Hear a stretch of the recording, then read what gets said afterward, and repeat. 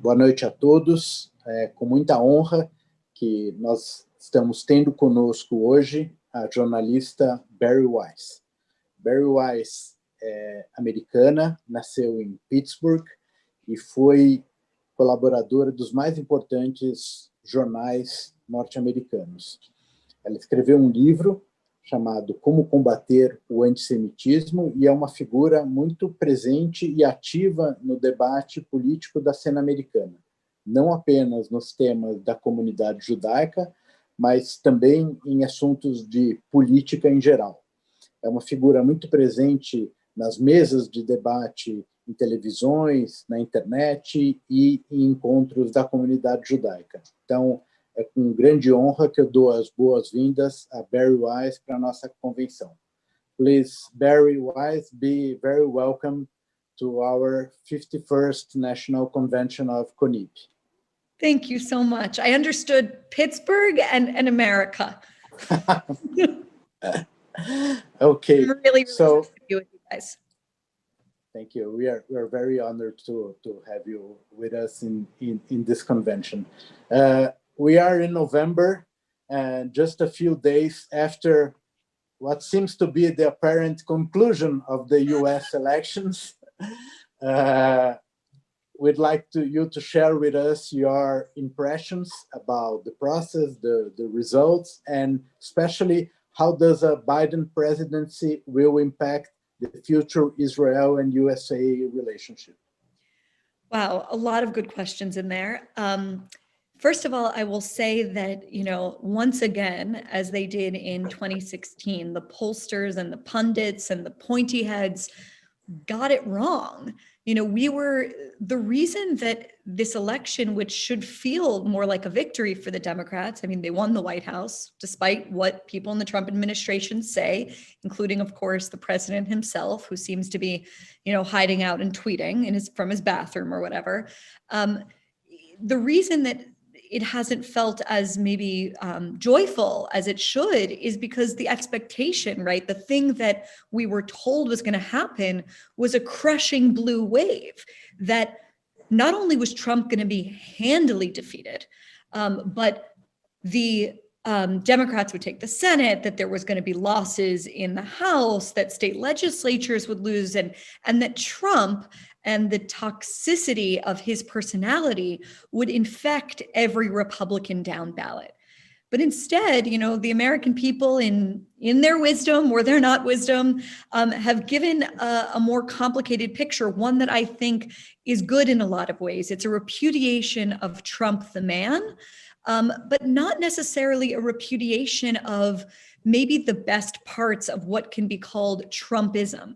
If Trumpism is about building the Republican Party to be, let's say optimistically, a multi-ethnic working class politics party that doesn't have much room for elites that look down on them and call them deplorables, that's a pretty good outcome. The fact that we have divided government, maybe also for now, a good outcome. There may be too much stock put in this, but there's a lot of people that have said that in a way, this election was a repudiation of the far left or the woke left. And there's an argument to be made for that too. So I think that there's a lot to be heartened by in the outcome of this election. What is alarming and frankly not surprising at all has been the response of Trump and the Trump White House to the results of what by every measure seems to have been a free and fair election. The thing that has made America exceptional, the thing that makes liberal democracy is that losers accept the outcome of an election and transfer power peaceably. I do not expect the worst. I don't think there's going to be a second civil war. I think ultimately Trump will leave, but he will leave having further trashed a lot of the norms of American public life. There's not going to be, there's a lot of people sharing on social media the letter that George Bush left for Obama. Yeah. We're not going to see that from this president. He might not ever even formally concede, let alone attend, the inauguration of President-elect Biden. But such is life under Trump. And I don't think anyone who's watched this man can be at all surprised by what's happened and the alarming thing that's happened, in the Pentagon and the Department of Defense. And, I'm sure by the time this is aired, there will be more headlines attached to those ones. So that's Trump. If character is destiny, he's really sort of proven that to be the case. However, when it comes to many of Trump's policies, especially with regard to Israel and the Middle East, anyone intellectually honest needs to give him, his White House, or if we want to be cynical, Obama and Obama's Iran nuclear deal, credit for what has happened. Who could have foreseen a decade ago when every, expert in the world was still telling us that if you wanted to normalize Israel's presence in the region, you first had to solve the Israeli-Palestinian conflict, the ideology, the political worldview known as linkage. That has been completely blown up. The conventional wisdom might have been conventional. It was not wise at all. What has happened with Bahrain, the United Arab Emirates, Sudan, maybe soon Saudi Arabia, it's incredible. There's no way not to cheer those developments, not to mention, of course, the moving of the embassy to Jerusalem, the acknowledgement of the Golan Heights. These are things that those of us who are pro-Israel Americans, that was kind of like a wish list that he fulfilled. So just because we detest Trump as a figure and as a person and the way that he has dismantled the moral guardrails of American politics and American culture, just because he says the sky is blue doesn't mean I'm going to say the sky is orange. And I think that under a Biden presidency, the good news will be that we'll have a decent man in the White House, someone that will certainly abide by what previously were regarded as, the norms of American life. We'll have a person who parents, won't be afraid to turn off the TV when he comes on in front of their children. These are all good things. But when it comes to policies, I think we need to watch very carefully. When you have someone like Tommy Vitor, who was, a Obama aide on Twitter, actively talking about how we shouldn't be happy about the UAE-Israel normalization deal and it's not a peace deal at all, it seems to be that we're going to be probably a reversion to a lot of Obama-era policies when it came to the Middle East. Let's see how far that goes. And if you look at the kind of way that the Biden transition team or the Biden campaign has looked to some of the policies of the Bernie Sanders left wing of the Democratic Party, we need to see to what extent those are going to be embraced. So I think a lot of centrist Democrats are hoping that because Biden himself is moderate, he'll be able to withhold that left-wing flank.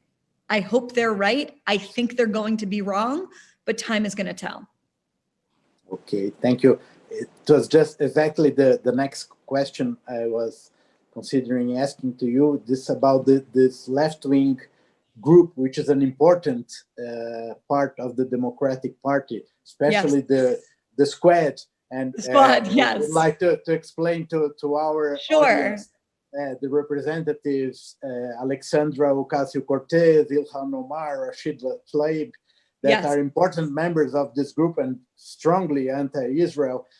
Can you explain to our community how strong they are, if you think they will have an influence on that politics, and especially why did you offer to meet with Mrs. Omar? Okay.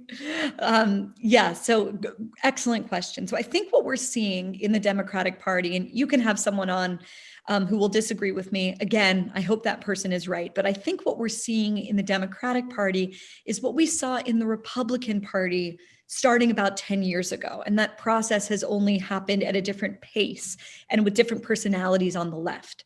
What we saw in the Republican Party, which began with the Tea Parties, of course, that turned into the Freedom Caucus, that led to the appointment of Sarah Palin. You can see all of these as sort of symptoms of where the Republican Party has ended up, which is in a much more nationalist, populist, for better or for worse place.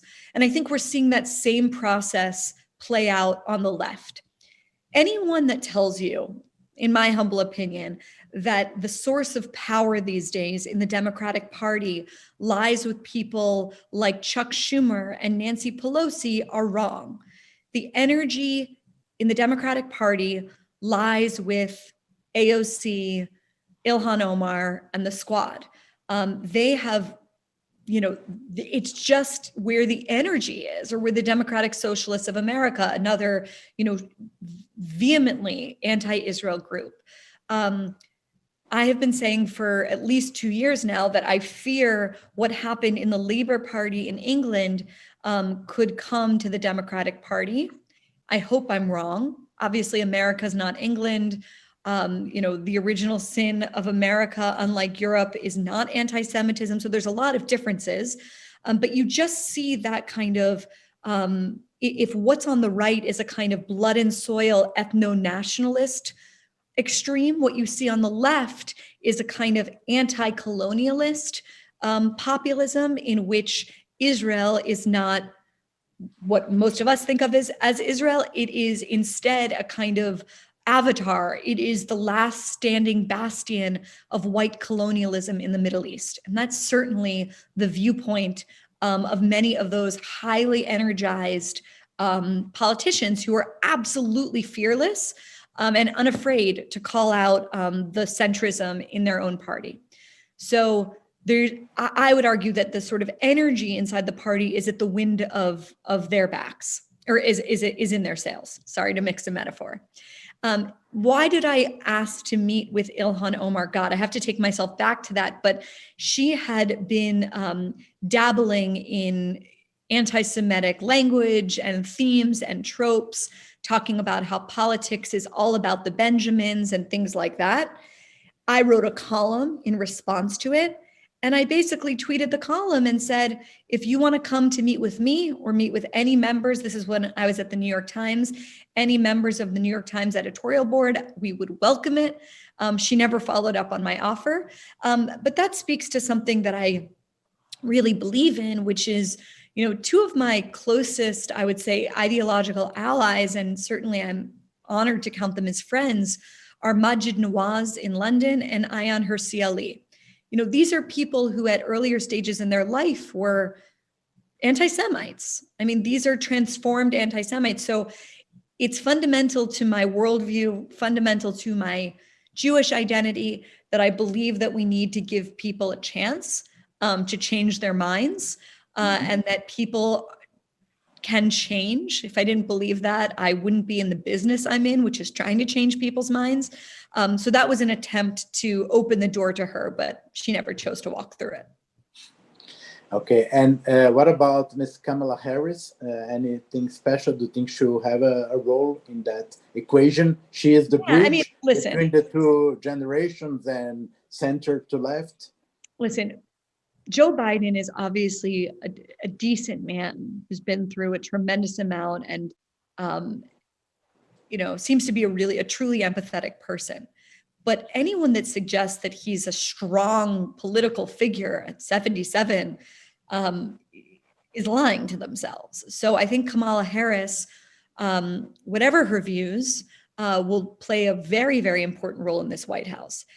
She is an interesting figure because obviously earlier in her career, she was a prosecutor, but she seems to me to be a sort of consummate politician, and she goes the way, she goes in whatever direction power seems to be. And power right now seems to be, like I said before, with the more left-wing flank of the party. So I wouldn't be surprised if she tacks in that direction.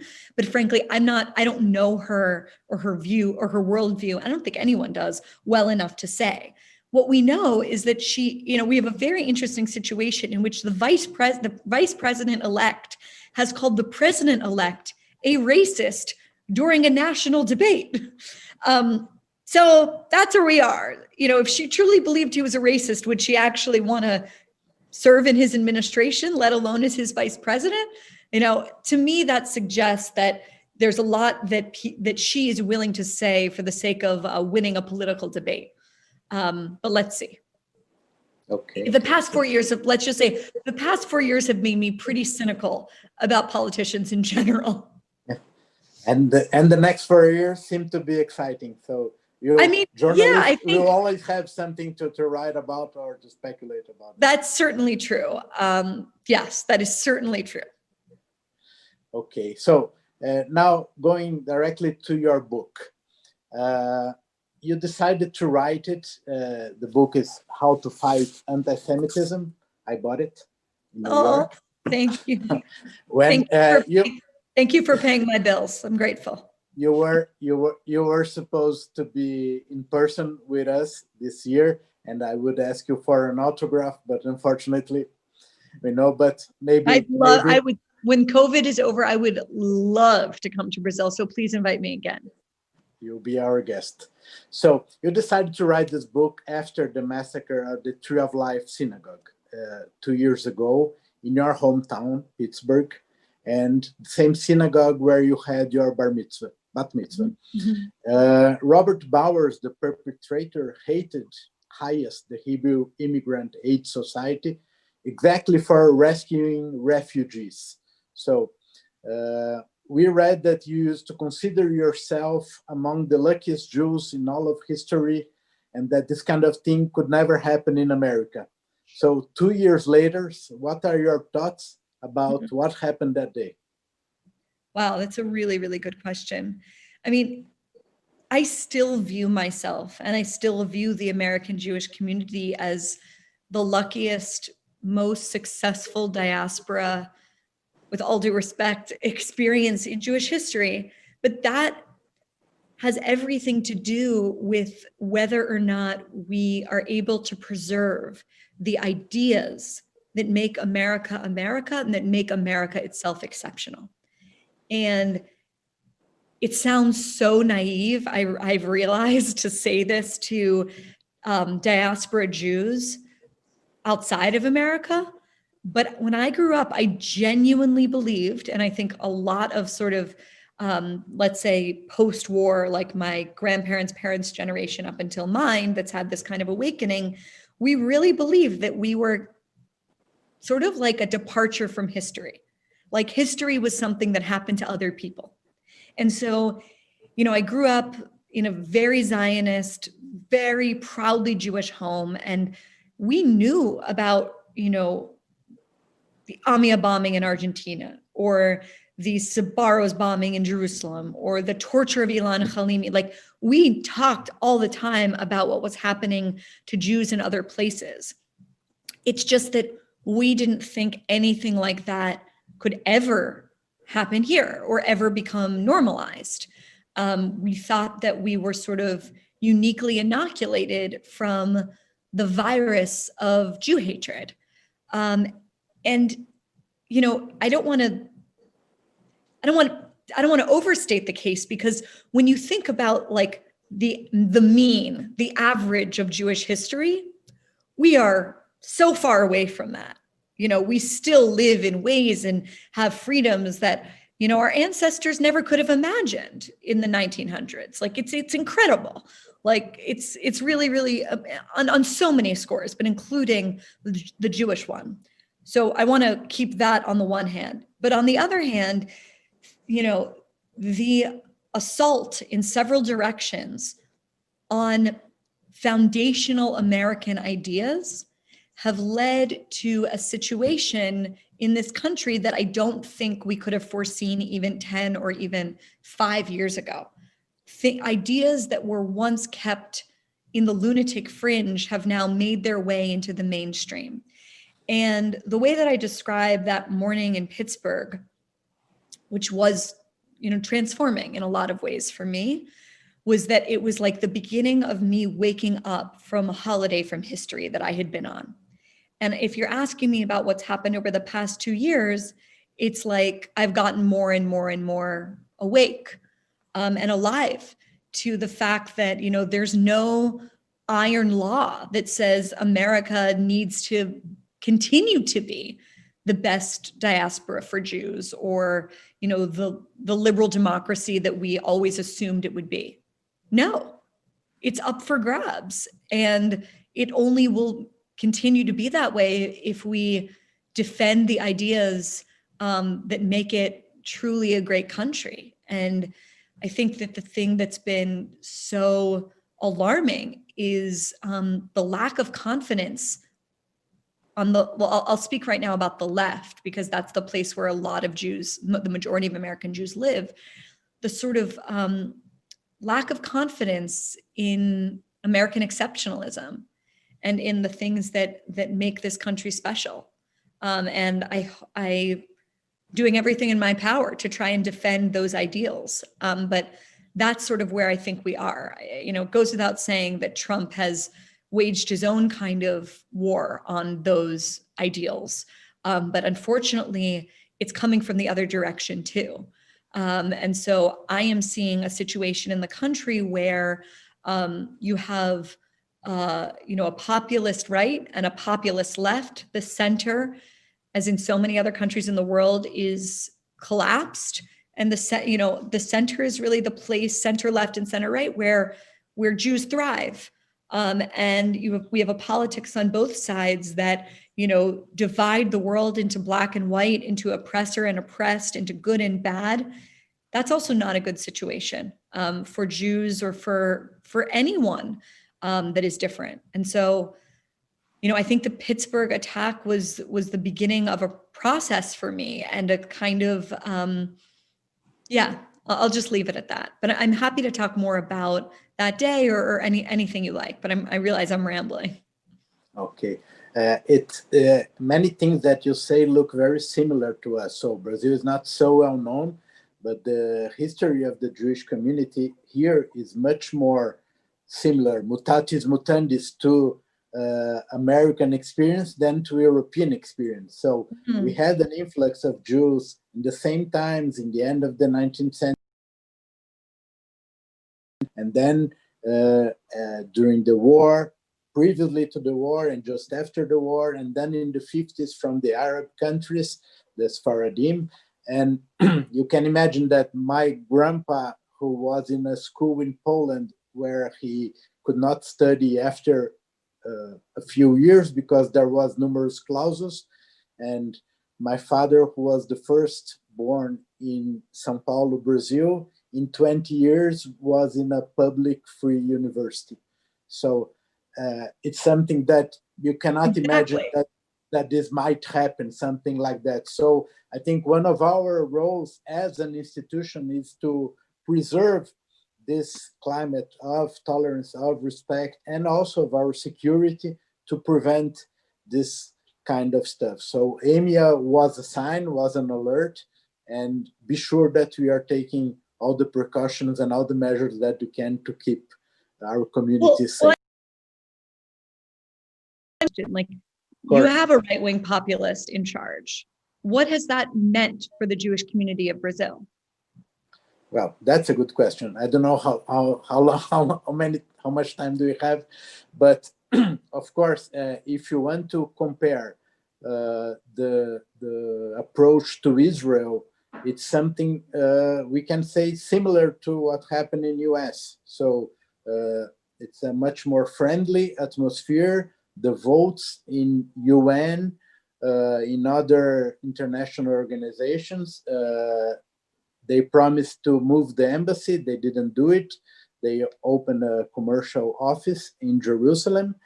And at the same time, you never had so many authorities, ministers, secretary of culture, etc., using metaphors of Nazism to compare any situation. So you had a Ministry of Education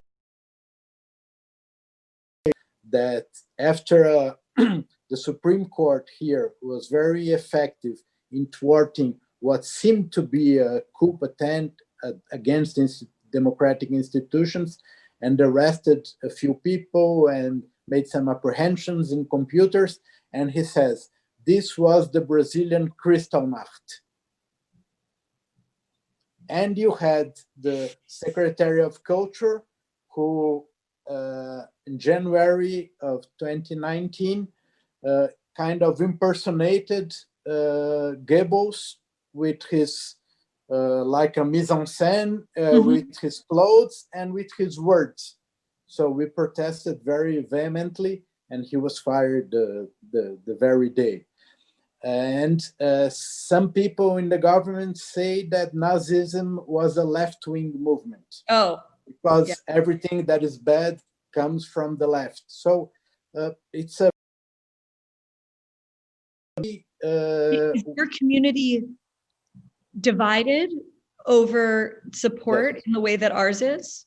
Yes, yes. The elections were a very difficult time because the community divided as the society as a whole. We don't have a similar situation as in US, where you say, well, most of the community is in the center left or vote for the party A or B. I think it's more to the center. And I think the community was divided not because of Jewish issues, but of the society issues, like economic, social. Yes. And I think as we have few polls about that, but the ones that we have show that the community voted as the majority of the society, mostly for Bolsonaro, then to Haddad. And you have to consider also that his opponent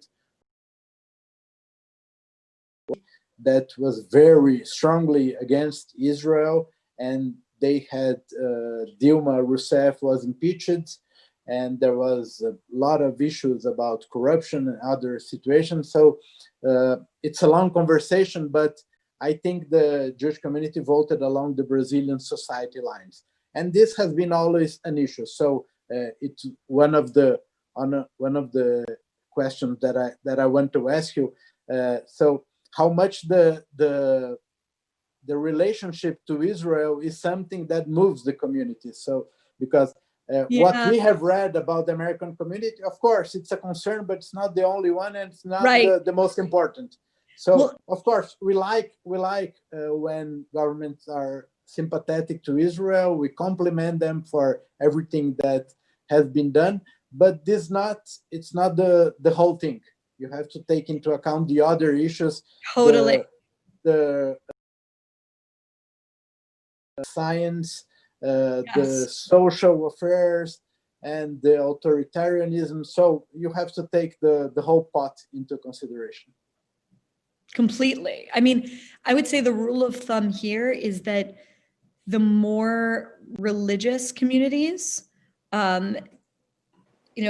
from modern Orthodox over, were much more supportive of Trump, in part because of Israel. And I think, American Jews are liberal. That's a conversation that we need 10 hours to address.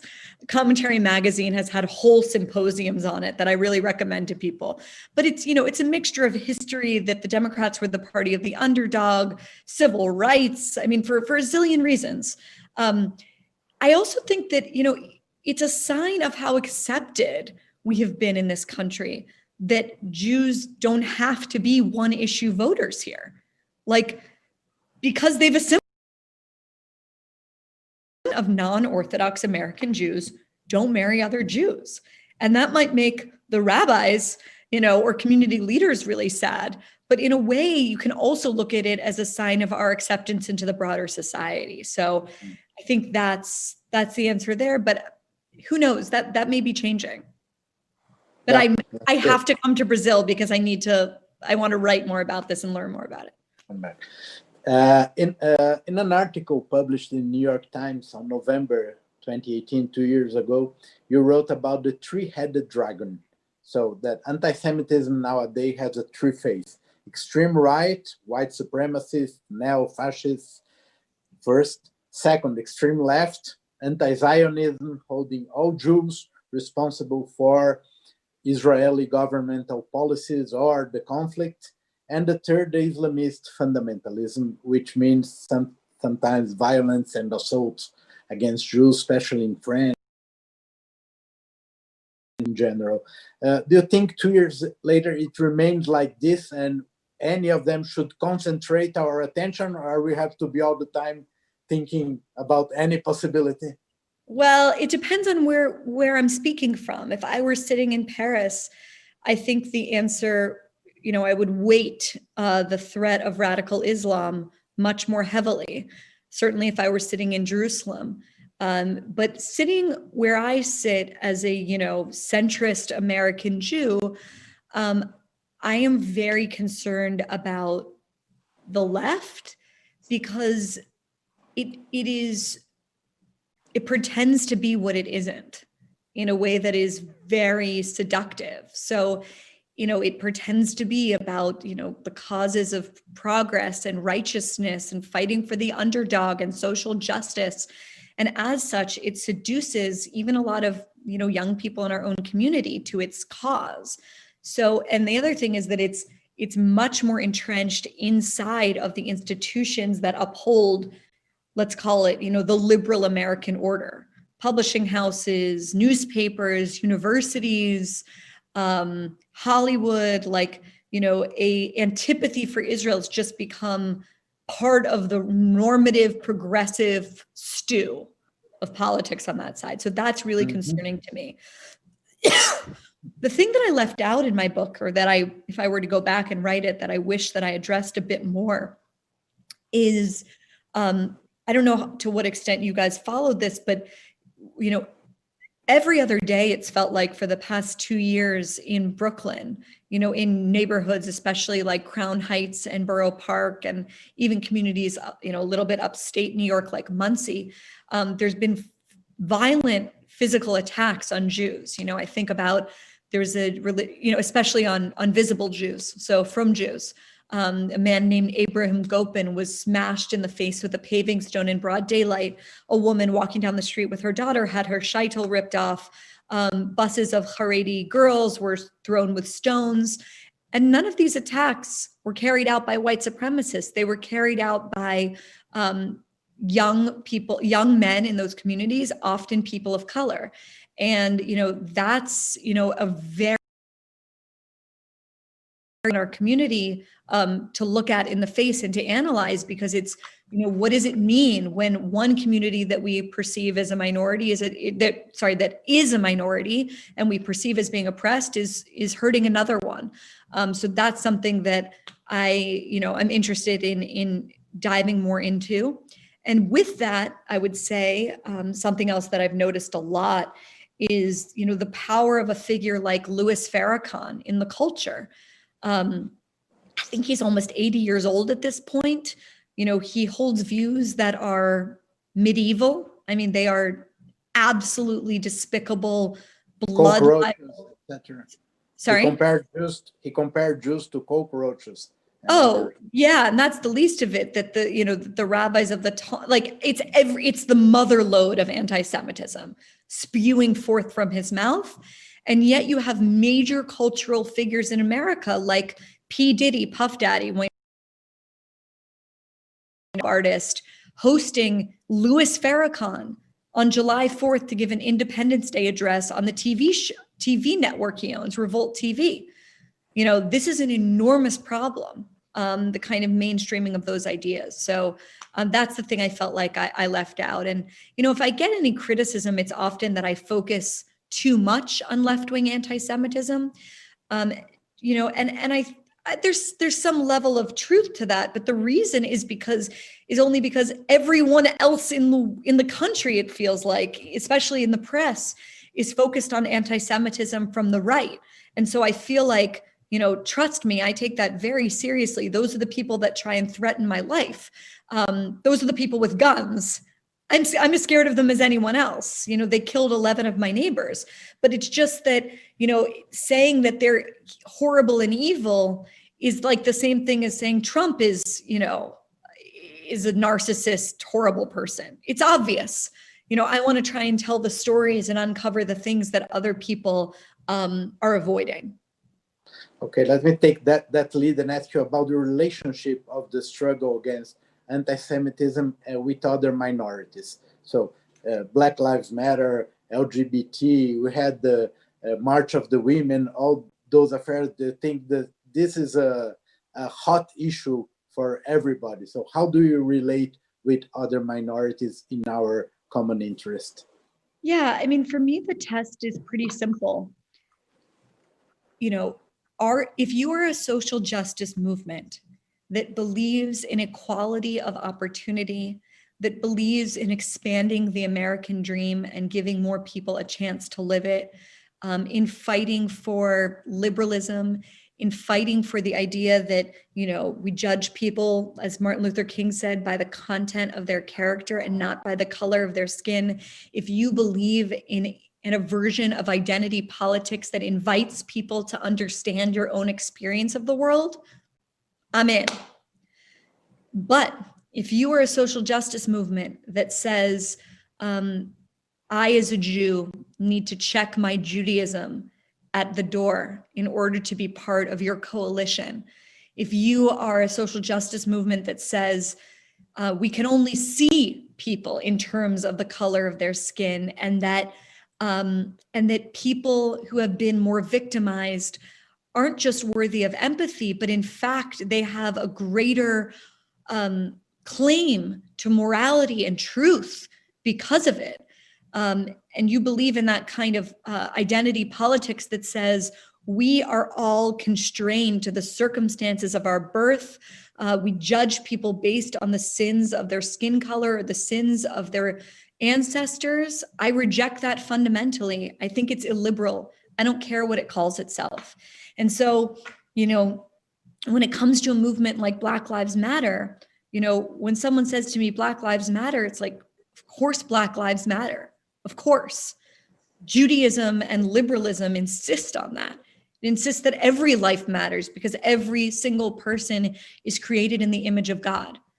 But if you're telling me that in order to support Black Lives Matter, I also need to believe in, that Israel is guilty of genocide, in defunding the police, in abolishing capitalism, in the wrongness of the nuclear family, even, which is something they advocate for, then I'm not on board for that.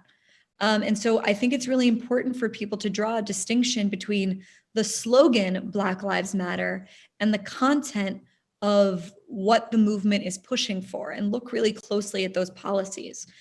Look, most people that are saying Black Lives Matter, what they mean by it is racism is bad. The average American that's putting up a sign and saying that. And of course, I believe that racism is bad. It's evil, just as anti-Semitism is evil. But there's, again, it's really important to take, it's like, you have to take, if I can use a metaphor of a car, a car can look excellent. It can have a wonderful slogan. It can look sleek, but you need to look under the hood and see what it really believes. And I think that there's been a hesitation to do that because who would ever, want to, it's very comforting to go along with the crowd, and it's hard not to. But I think that it's necessary sometimes, and that's been a really tricky issue, I think, for the American Jewish community, especially because the American Jewish community was so involved in the civil rights movement. But the question is the civil rights issue of our time, fighting for police reform, which I support, or is it arguing for abolishing the police, which I definitely do not support, for example? Mm-hmm. We are reaching out here for the Black movements, and there was a manifesto, and there is a series of attempts to get together and to support their fights. And we also think of that not only for the justice of the cause, but also based on the American experience in order to avoid this wedge. So trying to be together and showing that there is no contradiction of being Jewish and being against racism, on the contrary, and that we can be together in a series of issues, and we don't want this division and this, let's say, put the issues of the Middle East according to a wrong perspective in trying to create a wedge between the two communities here. Yeah, I think that's important. I mean, I think a good rule of thumb is, well, I mean, it's a hard issue. I would just say, like, and I write about this in my book, that it's really, really important to build political coalitions with people that don't ask us to make compromises that we would never ask another minority group to compromise. Very good. So I think that's a really important rule of thumb. Oh, okay. The last question about your book, on page 75 or 77, you deal with the relationship of the right-wing leaders of the world and Israel. So how did we get here? Are they our new best friends? This is our team? Look, I don't think the Jews, if history tells us anything, the Jews don't play for one team. You know, we are maybe condemned or blessed, depending on the day, to be politically homeless in a certain sense. And I think we need to brace ourselves for more of that in the years to come. I think, look, we need to do what it sounds like your community has done and what a lot of people here have done, which is, you know, separate out the policies from the person. But if I told you, like, am I happy when I see, you know, the leader, when I see Bibi Netanyahu, you know, cozying up to Viktor Orban? Of course not. Like, I'm allergic to that.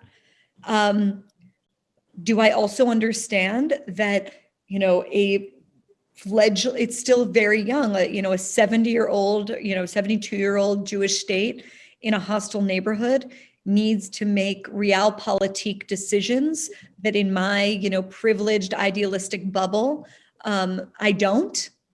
Also, yes. So, you know, it's complicated.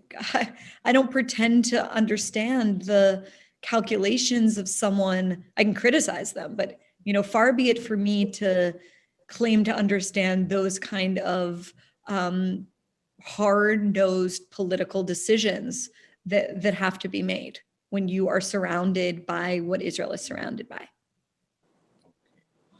So let's come to the New York Times. Oh, okay. You were an editor at the prestigious op-ed page, also published many articles there. We read them. Why did you leave it? Oof. I left it because I could no longer do my job there. And I left it because you know, maybe I have a screw loose, but I really, really was raised to stand for a particular set of values. And working there was becoming more than a normal compromise. It was becoming an out and out betrayal of my values. So I don't know how much people, do you want me to tell the story? I don't know how much people know about this. If you could, I followed it, but I think everybody is interested. If you can take a few minutes just Sure. So really briefly, you know, I've been a journalist for, God, since I left college about 15 years ago. And I spent the majority of my career at the Wall Street Journal editorial page, which is the conservative, you know, the center-right editorial page in the States. And I was always the most liberal person in a conservative editorial page. So I was used to being the odd woman out. After the election of Donald Trump, I had been a really passionate never Trump person. I went looking for a new job, and it coincided with the New York Times doing a lot of soul searching because, like many American media institutions, it completely missed the Trump phenomenon. It said Hillary Clinton was going to win. She had a 99% probability. They got it wrong. And so they decided, rightly, let's go find some voices that can expose our readers to other views. And so that's what I was hired to do. I was hired to write my own heterodox viewpoints, but also commission op-eds, pieces from other people who would not otherwise appear in the pages of the New York Times. So I went, though, from being the odd woman out, where I was on the leftmost flank of the Wall Street Journal, to the New York Times, where all of a sudden I was like a right-wing fascist, which is hilarious if you know me, because I'm anything but that. So, you know, from the beginning, it was, as we say, like out of the frying pan into the fire. I was never, you know, invited to sit at the cool kids table. I was, you know, always sort of like, you know, I was the odd woman out. But all of it was worth it because, oh my God, I had the chance to write, you know, love it or hate it, for the most powerful newspaper in the world, to write my own views, to bring other people in, to get chances to go on television. I mean, it was amazing. And I was willing to put up, I have a pretty high threshold for personal discomfort.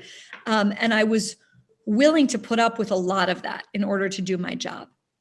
What changed is, and I think the pandemic lockdown really exacerbated this, it was a mixture of the COVID lockdown and the way that not being in an office with people has, and spending all of your time online with people's avatars on Twitter has, I think, led to more political radicalization, combined with the extremely sensitive, intense protests of this summer that began, of course, with the killing of George Floyd in Minneapolis, led to a sense at the newspaper that, and this had been going on for a while, but the process got really speeded up, that there's a division inside the paper between those of us who believe in the kind of old school ideals of the New York Times and of press in general, which is, telling the truth without fear or favor,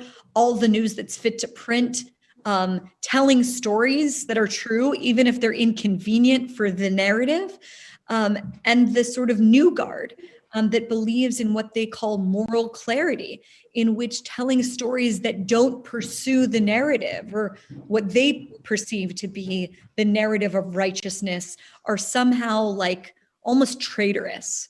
And so in that context, I became a kind of heretic or a kind of traitor. And I was bullied to a really pretty extreme extent because of it. And ultimately, it led to me, not being able to do my job. My boss, who had hired me, was fired within 48 hours of running an op-ed by a sitting Republican senator.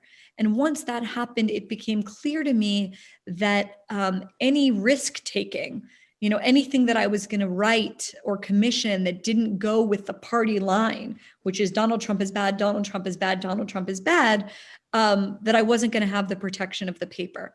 And so I had a choice to make. I could stay and play it really, really safe and kind of become a half version of myself. The box. Exactly. In what I feel, or I could leave and pursue the things that I came into journalism to do in the first place, which is tell the truth even when it's inconvenient. And I really felt like maybe at another moment I would have made another decision, but I feel like we're at a hinge moment in the history of this country, and that it's so, so important to fight for a version of journalism that reaches everyone and that breaks the kind of truth bubbles that we're living in, that allows someone that watches MSNBC to think a certain version of what happened that day, and someone that watches Fox to think something entirely different. We need a journalism that reaches all Americans, that reaches normal Americans, that, whose lives are not ruled by politics, and journalism, frankly, that's not contributing to the kind of polarization and tribalism that too many of our press organs are sort of pushing for right now. So that's ultimately why I left. Okay.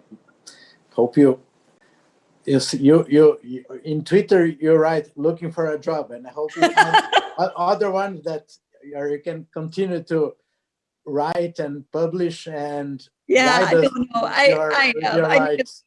Yeah, it's very. Some people have reached out to me for jobs because of that. It's kind of a joke. I mean, it's not a joke, but it's kind of a joke.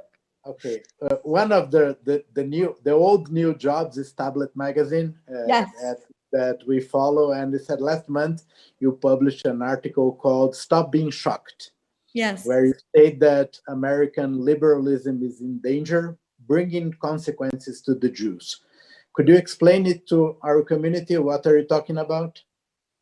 Yes. So what I'm talking about here, and the New York Times is really a small piece of this much bigger story, is that I believe we're living through the beginning in this country, and you'll tell me if Brazil's lived through something similar, is what I think historians will come to understand as a kind of soft cultural revolution, In other words, the values that I was raised with, that I didn't even know how to name because they were baked into everything that I came into contact with. But now I know to be, called liberalism, not liberal in the partisan sense, democratic sense, but liberal in the, Enlightenment sense. That those values, which I believe uphold everything that makes this country exceptional, that makes it a liberal democracy, and that were baked into the institutions that I always look to, that I believe are the pillars of the liberal order, let's say, that all of those are under assault. And the obvious thing that everyone is focused on for the past 4 years that they've been under assault by is the orange man in the White House. But the story that's been overlooked is that they've also been under assault by the illiberal ideology that does not yet even have a name that we all agree on. And that's an ideology that says we're in a war of the forces of progress against the forces of backwardness. And in a war, the normal rules of the game, compromise, listening to the other side, even having relationships with people that don't vote the same way that you do. The idea that there are things that fall outside of the realm of politics, like friendship and art and love, all of that, is for wusses. In fact, even the ideals of the Enlightenment, the ideals of reason, the scientific method, the idea of, judging people according to their deeds rather than their station or their class or their race, they question all of that. And they say, instead, what we need is a kind of morally clear vision, which doesn't have time for any of that other stuff, and insists on dividing the world into those who are on board with it and those who aren't are something like, accomplices to tyranny, to backwardness, even to fascism. And it leaves no room for nuance, for gray zone, for a middle. And I think that ideology, it's been called the successor ideology, like the successor to liberalism. It's been called woke. It's been called critical race theory. It's basically a mixture of postmodernism, Marxism, identity politics, and critical race theory all rolled into one. And identity politics is often the leading edge of that ideology. That has come to be the prevailing ideology, not just at the New York Times, but throughout the press, our universities, our publishing houses, our museums, and increasingly in corporate America. And I think that has been the most important and undercovered story of the past 4 years. And we're starting to see the fruits of what it means. And the New York Times and what's happened to it has been only one part of that larger story. Does that make sense? Yes, of course, especially in academia. You didn't mention, but universities, I think, well, the nucleation point, right? Like the nucleation point for this ideology was the universities. The idea that liberals and conservatives, Republicans and Democrats had in this country up until a few years ago was, what happens at the universities is crazy, but it's basically a tempest in a teapot. And when the young person that gets their anthropology or their sociology degree that's read Orientalism 4 times, or their gender studies degree, when they go into the real world and the workforce, they will be shaped by the institutions that they become a part of, whether it's Congress or McKinsey or JP Morgan or the New York Times. But for better or for worse, what we have learned very clearly in the past decade, and especially in the past few years, is that ideas really, really matter. and that the ideas that people marinate in for 4 years, 4 of the most impressionable years of their life, that in fact, they make a difference. And that young people that have been marinating in this sort of toxic brew, they've taken those ideas and they've joined institutions, but rather than the institution shaping them, they have come to shape the institutions. And that's what we're seeing right now. And what we have seen at the New York Times and elsewhere is you don't need everyone in the institution to agree with this ideology. Most people don't. All you need is a very zealous minority that's willing to smear other people as racist or transphobic or homophobic or misogynist or whatever in order to get their desired outcome. And we see again and again and again, the leadership, the people in charge of preserving these institutions falling like dominoes to this ideology. And I hope it goes without saying, and this is probably, I imagine you guys have something similar, that this ideology is absolutely toxic for Jews, because it basically says that in order to be part of the coalition of the oppressed, Jews are welcome to be a part of it. But what they have to do is a kind of secular conversion. Like the Jews... Exactly, it's the old version. So if in the Soviet Union it meant don't give your son a bris, don't wear a kippah, practice Judaism in secret, religiosity these days is fine. What's not fine is anything that is attached to Jews having political power. So it's Israel, it's the idea even of the Jews being a chosen people, it's the idea of Jews having an indigenous connection to the land of Israel. Increasingly, it's touching on, it's not just about Israeli government policy, which is what the straw man they like to set up. It's about the justness of Israel's very existence. And that's a very precarious, dangerous place for us to be in. But that is the place that we find ourselves in. Okay, thank you. We're getting to the end of our conversation. I think we could stay a long time because there's so many issues and so many common questions. You cannot imagine how there are similarities between each one in its own situation, but a lot of things that are going on and that reflect here and that we are living with the politically correct and everything that you mentioned in your words. Just for us to finalize, if you could send a message to us, maybe to the status, the positioning of the Jewish communities in the world, its relationship with Israel, where we are now, where are we going from where we are? If you can share anything with us. I'm thinking about the late Rabbi Jonathan Sachs when you ask a question like that, because if he were here, he should be with us too. Unfortunately, if he were here, he would offer pure poetry as a response to that question. So forgive me for not being quite as articulate as him, but I will try. Listen, what I will say, and this is, I'm speaking from a very personal place. Being a Jew is the greatest honor and privilege of my life. It has guided me and made me capable of things and capable of courage that I did not think myself capable of. And the reason for that is that I just think that Judaism itself and the complexity of Jewish civilization has so many answers to the moment that we're facing.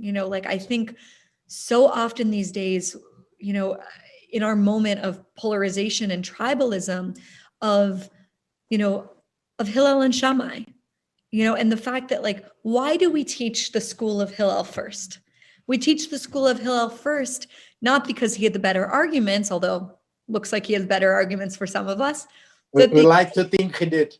We'd like to think he did, but because the school of Hillel taught the arguments of Shammai and taught the arguments of Shammai first, right? That's what Judaism's about. We model how to have arguments and then how to have Shabbat dinner with one another afterward. And I think that the more we can cling in this moment where it seems like you have to choose, black or white, that we can preserve our sort of countercultural historical DNA the better off we will be. And for me, feeling myself to be a tiny, tiny, tiny part of the historic Jewish story has given me such strength and such clarity about what's right in uncertain times, that I just wish that feeling for everybody. And the last thing I'll say, and I really believe this, and this is something Jonathan Sacks talked to me about. I got to know him in the past few years, and I got to write the introduction to his last book. You wrote an introduction. Yeah, that was such a honor for me. Is that, amazing. And I think that in a way, you know, people accuse Jews of being pessimistic, but I think we're the most optimistic people of all, because we know that, you know, history is written in the present. And if Jewish history teaches us anything, it's that small groups of dedicated people have changed the course of our history. You need only look at the story of Esther for that. And that oftentimes leadership comes from the most unlikely places. Only look at the Theodore Herzl, you know, for evidence of that. And so I would just, you know, wish all of you strength in everything you're doing, not just for the survival and security of the Jewish community, but for our thriving and our renewal, and just to really hold fast to the idea that Jewish history is always written in the present. And when you remember that, you will be capable of things that are beyond great. Thank you very much. Thank you very much. It has been a privilege and an honor to have you with us. And I think everybody in Brazil who hadn't the opportunity to meet you yet now will be your readers and your followers. And we hope that we can have you with us in person sooner than later. Me too. Thank you very much. Tarabá. Thank you so much. Thank you, guys.